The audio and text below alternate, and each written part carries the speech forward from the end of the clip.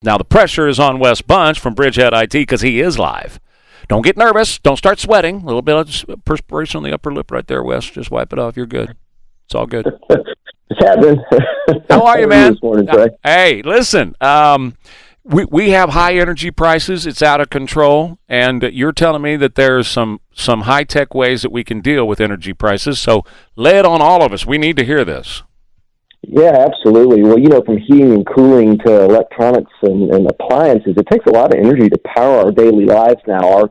Our homes are using 37% more energy today than they did like back in 1980. And if you haven't noticed yet, these energy prices have ticked up just a bit over the last few years. So wanted to just go over some devices you can buy and some innovations you can get that are low cost that can have a measurable impact. One of them, for example, is one of the programmable wireless thermostats. And by the way, I'm talking about the ones that you have 100% control over, right, and not someone else.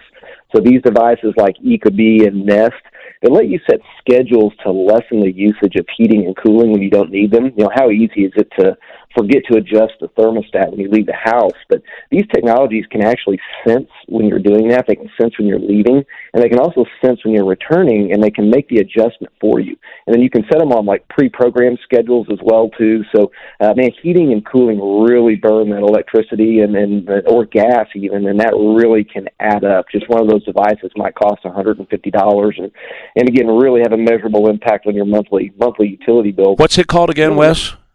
There's two. There's one made by Nest. Okay. And there's one made by Ecobee. And they're not connected to anybody outside the home, so nobody monitors when you're coming and going, right? No, That's right. It's all on you. You got 100% control. That's very important. I'm glad you asked that because not all are like that, as you know. All right. So, go ahead. When buying an appliance, by the way, this could be even something like a computer monitor, and sure, it carries the Energy Star logo on it. I never put a lot of stock into that until I understood what it meant. But the Energy Star logo, that just ensures the device is going through some really rigorous energy testing, and that that it performs below the minimum government standards for energy burn. And not all devices, I used to think everything had that Energy Star logo on it, but it doesn't. And there is a big difference in what a device will pull with or without that logo. So definitely look for that. Next are smart plugs and switches. These are great.